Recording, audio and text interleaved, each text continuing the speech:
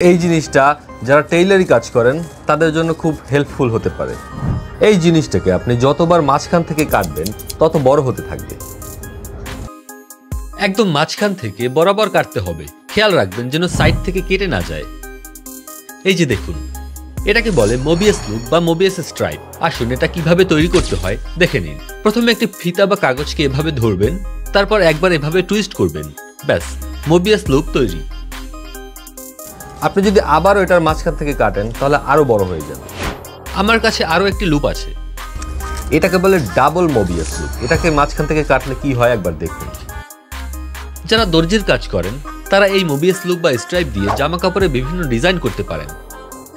এই যে লোহার শিকলের মতো আকার ধারণ করবে। আসুন এটা কিভাবে তৈরি করতে হয় সেটা দেখে নিন। এই মোবিয়াস লুপকে আপনি যদি আরেকবার টুইস্ট করেন তাহলে তৈরি হয়ে যাবে ডাবল মোবিয়াস লুপ। চমৎকার না জিনিসটা?